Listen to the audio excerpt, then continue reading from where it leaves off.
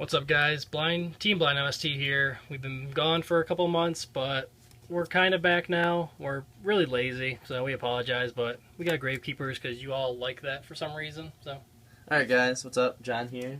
Gravekeeper John. He's back. He's playing Gravekeepers again. This is Max Keepers like 4.0, I guess. Right now it's mostly tailored to my locals because we don't have a regional coming up for a few months until like October or whatever. So the locals is really the only thing to do, and ARG is literally a joke now. So just just local build. It's not that much different, but just some of the main deck cards are in the side deck now and stuff like that. So we'll start off with 3 Commandant. Getting a Necrovalley first turn is super important again. Plus I don't run that many monsters in this build, so I really just need another Gravekeeper name. And he's a beat stick. But triple Commandant, you want to see Necrovalley first turn. It slows down Necros, stops the Telenites from playing, stops Infernoids from playing. stops everything but Klee. It stops pretty much everything relevant but Klee. So it's just real good. Triple Spy, only real way to grab traction. The ugliest super I've ever seen. Yeah, but Dex Max rarity now. It's not highest rarity anymore, so I can't run the secrets. But yeah, it's shitty spies. Anyways, it's the only way the deck gains traction. It's the only way you can technically OTK with this deck. It always involves having a spy. If you set it, your opponent's going to try to play around it. You might get them to waste some stuff depending on what your back row. It's just really good. It's pretty much the best card in the deck. Triple Recruiter. This card lets you get to Commandants. It lets you get to pretty much anything you need.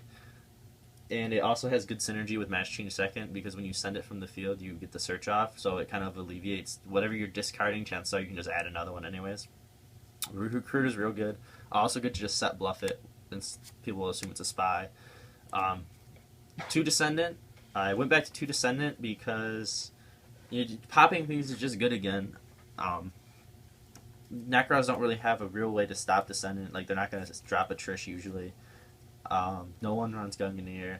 It's really good to get over, to start popping like scouts and stuff, just generic back row, whatever. Like, Descendant's really good. The Secret All-Star, Assailant, she gets over pretty much anything. Her and the combination of anything else can get over pretty much anything. But she gets over a lot of stuff on her own. 2,000 attack, and being able to switch your opponent's defense position monster to attack or vice versa is really strong. I almost wanted to run 2 of her, but there's just no room. Then 1 Shaman, because this card just absolutely wrecks. BA and Shadal's pretty much just stop playing for a while. It protects Necrovalley. Like, card's just nuts. I used to have an issue with main decking one of them. I always draw it dead, but I can just discard it now with a Match Change, so it's not that bad. And then 1 Thunder King, because you run like nasty back row in this deck, and sitting on the Thunder King and Necrovalley in any real back row is enough to win you a lot of games. That's it for the monsters. I think it's only like 14 monsters. It's pretty light, so I don't run Dinotherium anymore because lose 1 turns out, and it's just there's no synergy. You don't want to go into the extra deck as much. Onto the spells, I run Double Stele. This is the best spell card to draw mid to late game. You add Commandants back and search more Necrovalleys. You add Recruiters for fodder for Match Change Second. You add Descendant if you want to get over stuff. You add Spies back to gain advantage. Like, just absolutely crazy. Triple Necrovalley, of course. I already explained why this is absolutely nuts against pretty much everything right now. Triple Pot. You want to get to the cards you need to see. This deck really, you don't need to special summon. It's usually nice, but you don't have to do it, so Pot really doesn't hurt you. 2 MST. Clifford's kind of this deck's worst matchup, so you have to main deck some of them, but at the same time you don't want to run like Necros or whatever, and plus it's locals, so you always want to run MSTs at locals. And then 2 Match Change Seconds.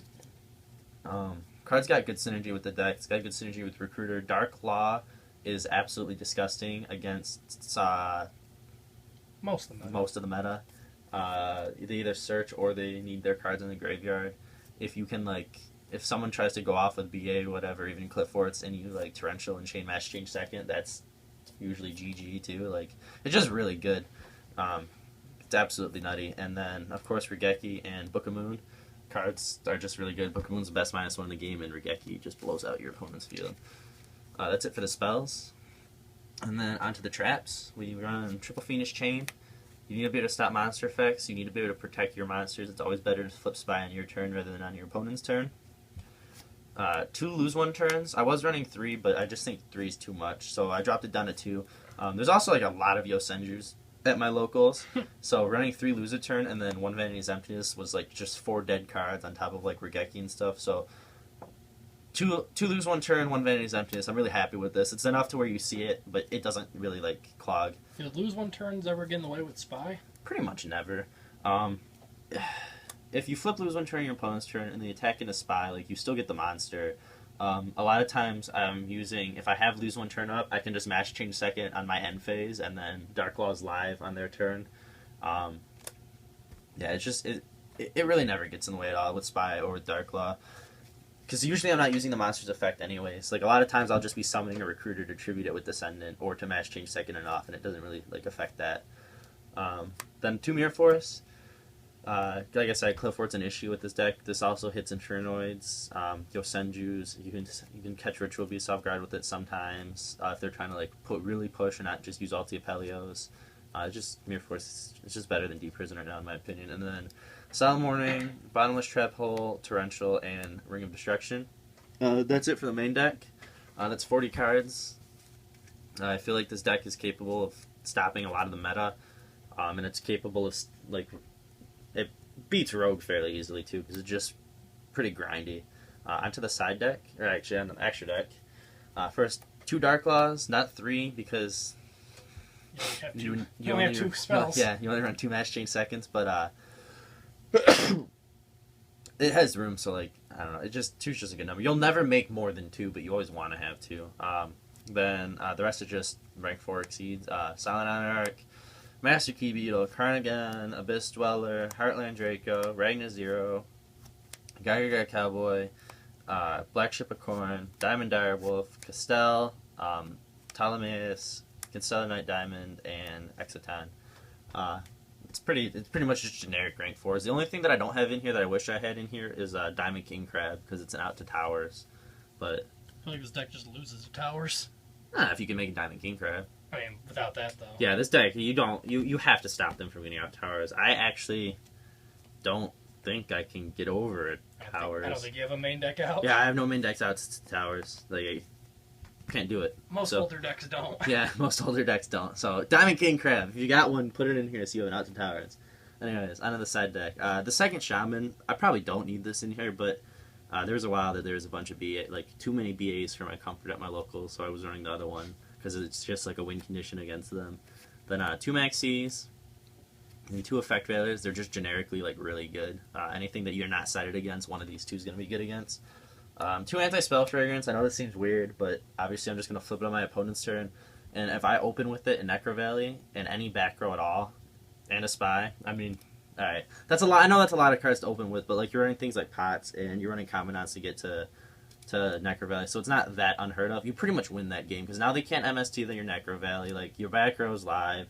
Cliffwords aren't going to play. That's already a worse matchup. It really slows down Necros. Like, it's just a really, really good. Triple Iron Wall, because, you just need to shut down Infernoids, shut down Ritual Beasts, slow down Necros. Then they'll typically what they'll do is they'll MST Necrovalley and then start to go off, and then you just Iron Wall, and they're like, well, didn't have an out for that too, so. Card needs to be at 1. The card's real good. The third lose 1 turn, just in case I'm playing against, I don't even know.